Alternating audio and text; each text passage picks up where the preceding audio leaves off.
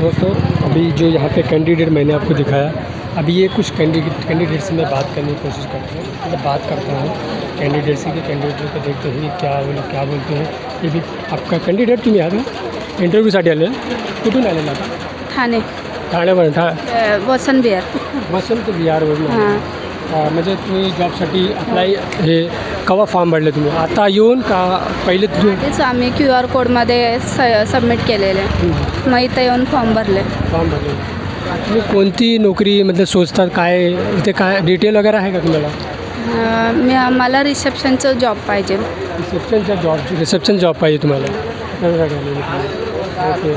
मग हे जॉब म्हणजे क्वालिफिकेशन असं म्हणजे हे माझं क्वालिफिकेशन जास्त नाही आहे, म्हणून 10वी आहे, म्हणून रिसेप्शनचं भेटलं तर ठीक आहे. आता मी सध्या वकीलकडे रिसेप्शनमध्ये करते. 2 मंथ झाले माझे.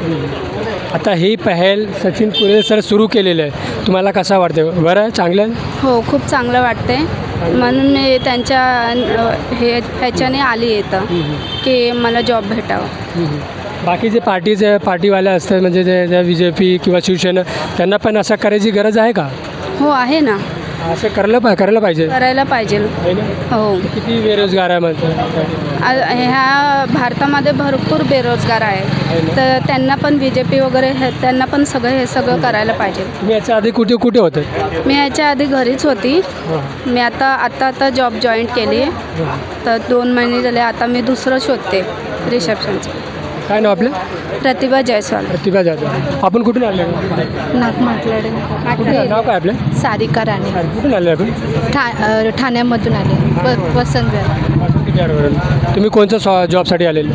मी बॅक ऑफिससाठी आले. जॉबसाठी. आता सचिन कुरेल सर एवढं चांगला म्हणजे ही सुरुवात केलेली आहे, काय म्हणता तुम्ही त्यांच्याबद्दल, काय बोलता तुम्ही? खूप चांगलं केले. जे बेरोजगार आहे त्यांच्यासाठी एक चांगलं ऑपॉर्च्युनिटी भेटले इथं. ज्यांना काम नाही, खूप चांगलं काम करते, त्यांना मनापासून धन्यवाद करते मी. धन्यवाद. आणि आपल्याला खूप शुभेच्छा, आपण सिलेक्ट होईल. सरांसाठी खूप खूप धन्यवाद. सरांनी असं बेरोजगार लोकांना काम देणारं सहकार्य केले. हे सगळं त्यांनी BJP वगैरे बाकी शिवसेना वगैरे त्यांना पण करायला पाहिजे. खूप खूप धन्यवाद.